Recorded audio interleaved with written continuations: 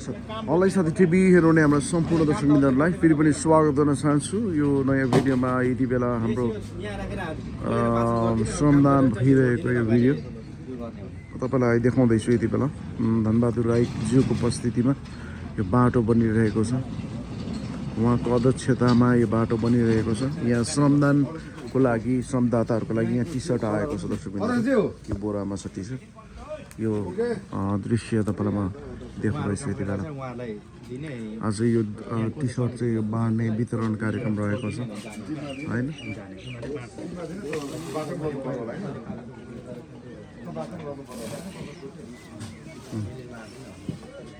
त्यो समितिको को उषा होइन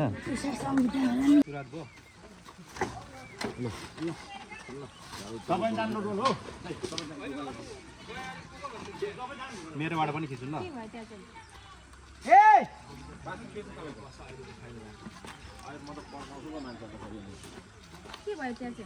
ढुङ्गा लोड गर्नु पठायो क्या मान्छे झुन्डी मऱ्यो होला नि। नमस्कार, म प्रज्वल चामलिङ। आज चाहिँ हामी धरानचारका यो पुरानो वडा मार्गमा वडावासीको लागि हामी आज भेष वितरण गर्दैछौँ। आज हामी जम्मा 23 पिस भेष लिएको छौँ र 23 पिस चाहिँ अब यहाँ त सबैलाई नपुग्ला, तर जति पुग्छ उहाँहरूले बाँडेर गर्नुहुन्छ र उहाँका यहाँका हामी स्थानीयवासीहरूलाई हामी यो जिम्मा लगाउँछौँ। र बाँकी चाहिँ यहाँ 6वटा टी सर्ट चाहिँ छ। यो चाहिँ मिडियामा वाचन पनि गर्नु भएको छैन, यो चाहिँ मैले वाचन गरिदिनु पर्ने हुन्छ, उहाँले हामीलाई भन्नुभएको छ। यो टी सर्ट चाहिँ युकेबाट अर्जुन राईले यहाँ फोटो छ, यो बुवा आमाको नाममा स्पोन्सर गर्नुभएको। जम्मा 50 पिस गर्नुभएको टोटल। तर टोटल 50 पिसमा चाहिँ 6 पिस चाहिँ यो धरानचारलाई छ। के देख्न सक्नुहुन्छ यो फोटो छ उहाँहरूको बाजे बोजूको नाममा अर्जुन राईले युकेबाट सौजन्य गर्नुभएको। र हामी जम्मा यो सहित यो 6 पिस सहित हामी जम्मा 23 पिस टी सर्ट चाहिँ हामी उहाँहरूलाई हस्तान्तरण गर्दैछौँ।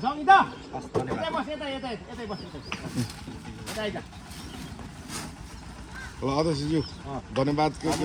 टी सर्टहरू दिनुहुने स्पोन्सरहरूलाई अत्यन्त धन्यवाद छ। हामी कामको एकदम व्यस्तता पनि छौँ।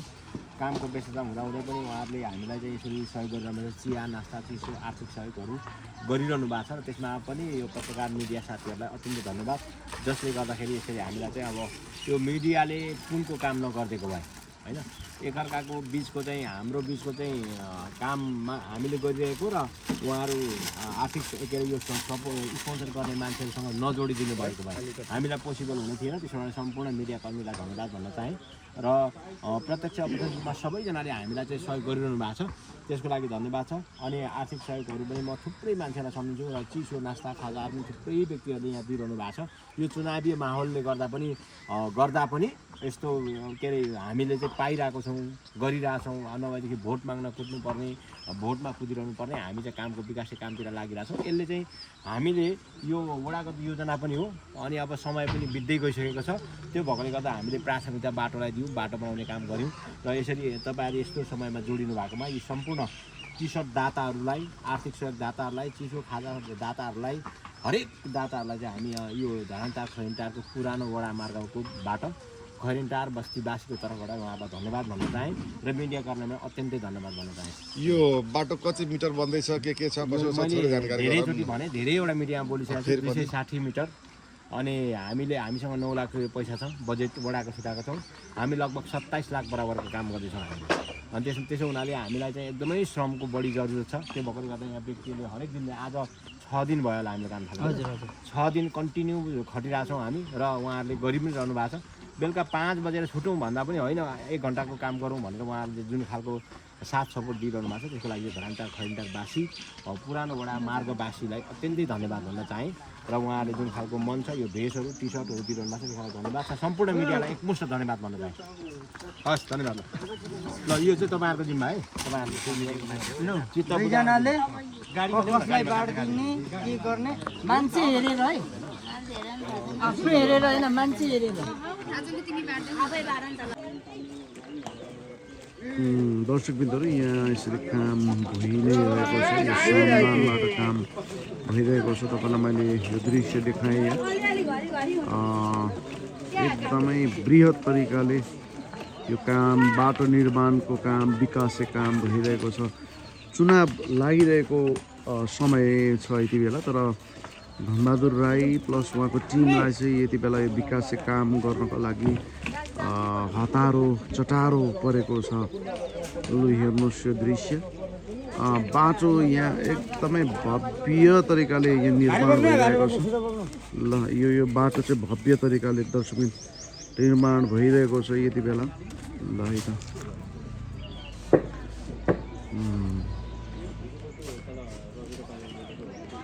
यो दृश्य ल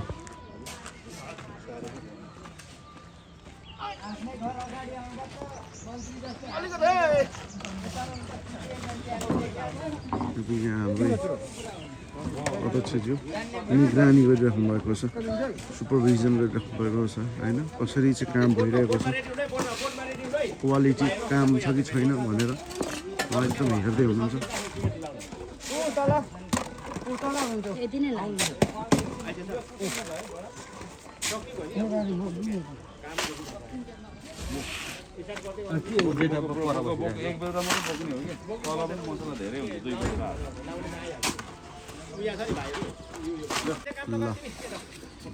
अरूलाई चाहिँ चुनाव लागेको छ, चुनावको चटारो छ, त यति बेला धनबहादुर राई प्लस टिमलाई चाहिँ बाटो बनाउनको लागि उहाँलाई चटारो परेको छ, यति चाहिँ कुरा हो।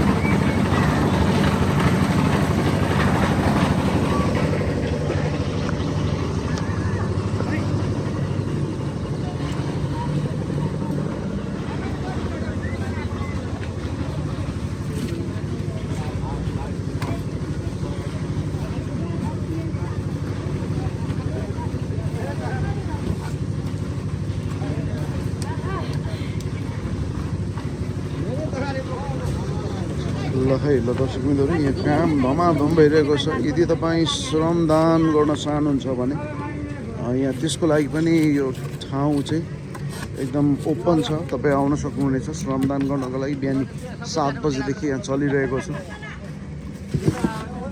यस्तो राम्रो काम यहाँ भइरहेको छ।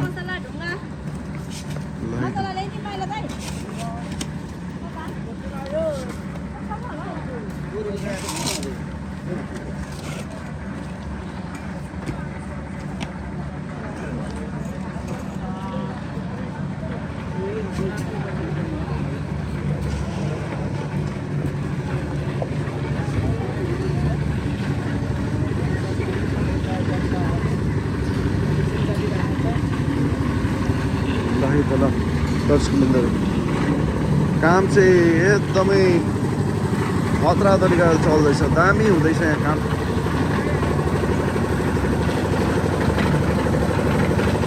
दर्शक मित्र, यो चलिरहेको श्रमदानको दृश्य मैले देखाएको छु। अहिले धरानचार खैरेटारमा यो श्रमदान चलिरहेको छ, यो बाटो निर्माण हुँदैछ, विकासको कुराहरू हुँदैछ यहाँ।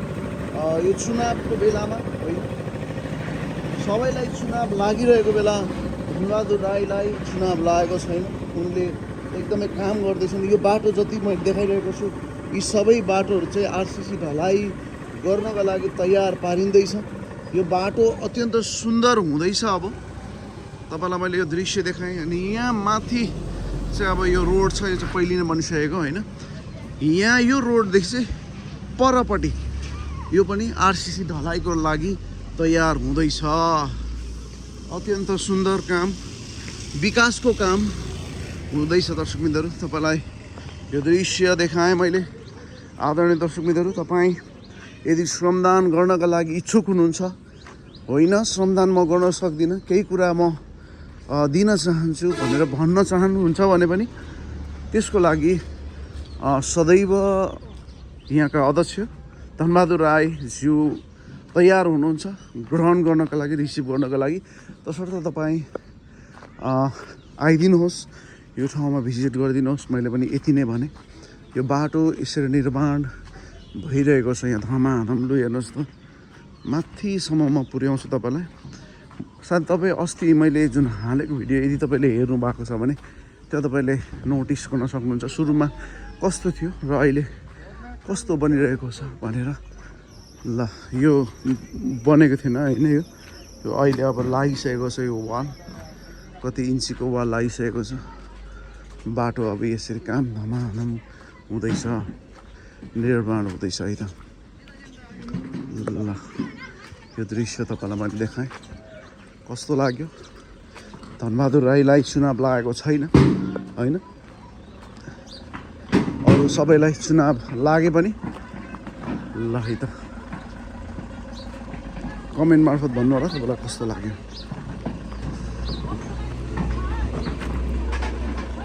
ल है त, यति भन्दै म यो भिडियोबाट बिदा भएँ। हस्त नमस्कार, त दिन राम्रो होस्। जय धन जय नेपाल।